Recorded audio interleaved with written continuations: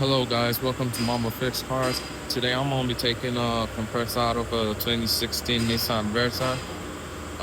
Stay tuned. I'm gonna be giving you every step, everything you gotta do to get it out. Stay tuned.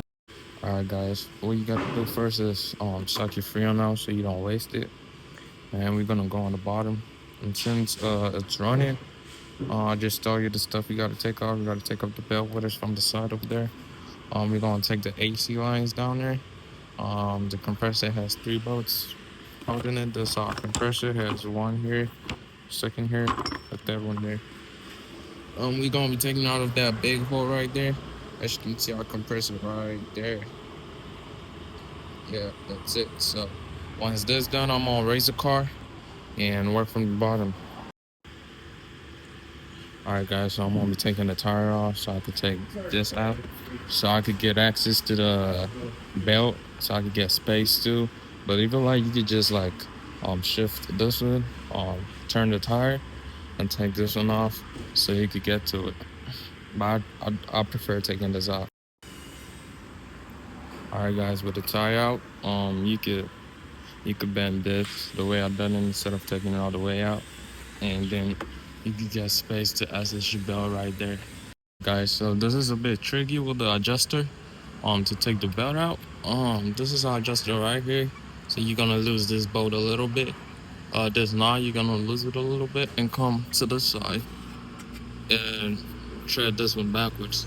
You're gonna loosen this and your adjuster should come loose. The adjuster should come loose, and your belt, this is gonna be easy to take off your belt right here. Easy. Alright guys, so what next is we're gonna be taking the AC lines off. With the freon out, we shouldn't have a problem taking it off. Then we go ahead to take off the bolts. There's 3 bolts holding the compressor.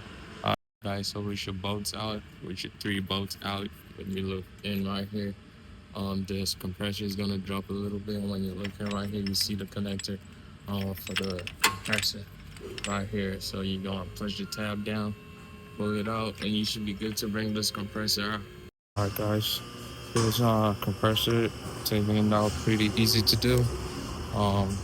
When you put it in the bag, just do everything backwards, and you should be able to put this back and have it running. Once it's in there, you're gonna have to fill the freon back in for it to work. Make sure your connector is connected good.